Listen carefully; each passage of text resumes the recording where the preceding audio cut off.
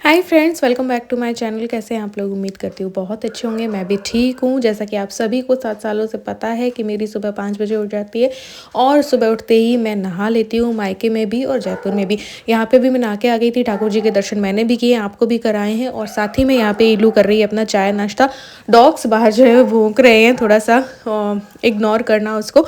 और मैंने यहाँ पे ले लिया है गर्म पानी। भाई ने अदरक वाला गर्म पानी बनाया था, तो यहाँ पे गर्म पानी ले लिया। आज इलू के साथ चाय और नाश्ता नहीं लिया है, तो बस यहाँ पे गर्म पानी पीऊँगी। फिर इलू अपने जो है कोचिंग चली जाती है। 6:30 बजे जो है उसकी आ जाती है वैन। यहाँ पे हम सभी उठ गए थे, तो शिप्रा ने भी ले लिया है। और फिर उसके बाद इलू के जाने के बाद मैंने चढ़ा दी है चाय हम सबकी। तो यहाँ पे चाय पियेंगे, उसके बाद बाकी के काम करेंगे।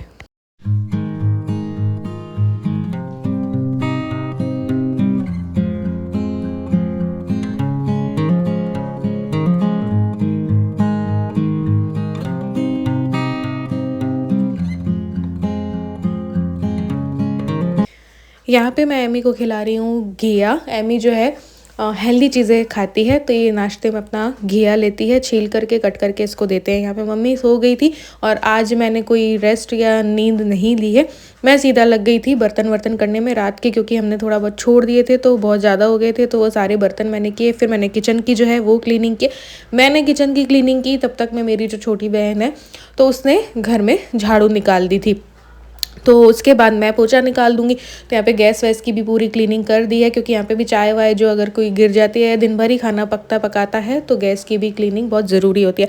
तो यहाँ पे गैस को भी क्लीन किया, स्लैब को क्लीन किया, और उसके बाद जो है मैं लगाऊंगी घर में पोछा।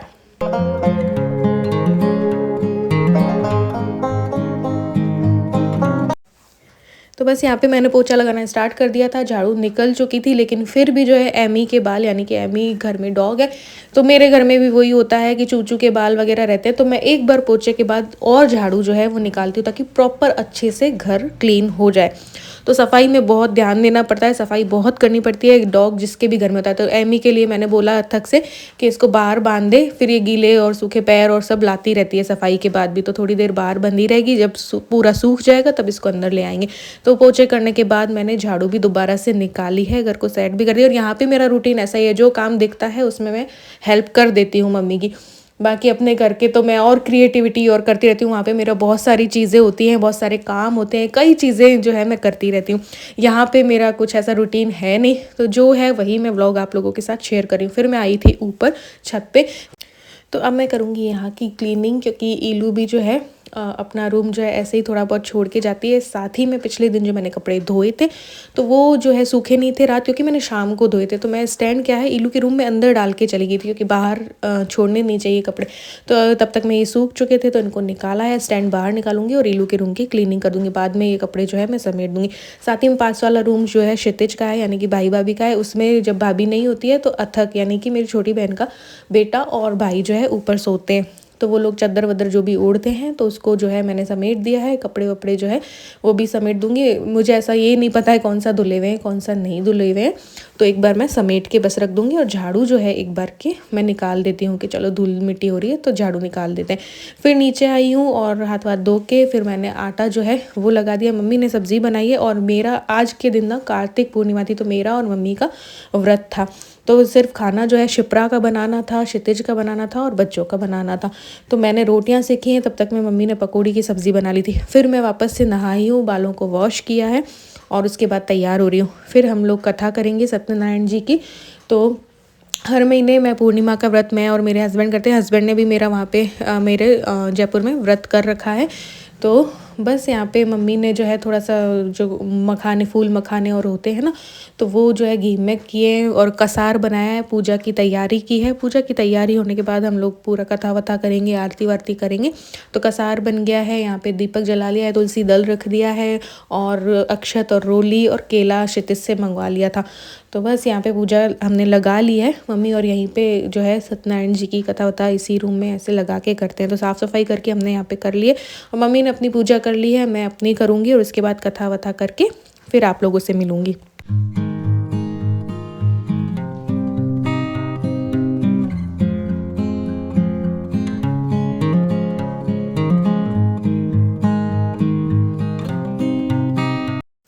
तो यहाँ पे हमने एक एक केला और जो फूल मखाने होते हैं ना घी में और सेंधे नमक वाला, वो ले लिया है, खा रहे हैं क्योंकि पेट भी खाली हो गया था यार, व्रत था तो इसलिए।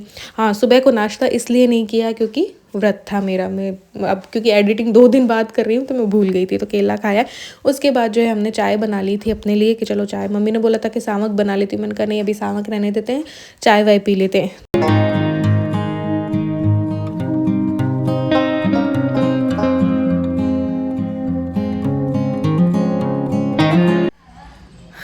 तो चाय ना हमने पी ली थी, तब मैं आ गई हूँ ऊपर ईलू के रूम में, एडिटिंग कर लेती हूँ व्लॉग की और आप लोगों तक पहुँचाते हैं।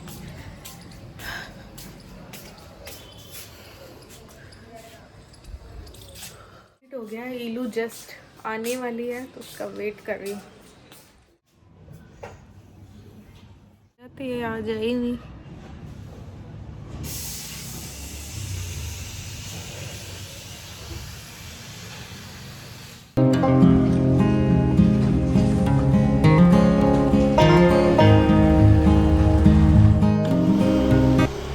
ये देखो लेट आ रही है और इसको बोला था कि तू बोल दे कि घर के आके छोड़ दे, लेकिन नहीं बोला इसने। इसने बोला मैं बोल दूंगी, अरे बोली नहीं, अब मेरे को ही बोलना पड़ेगा।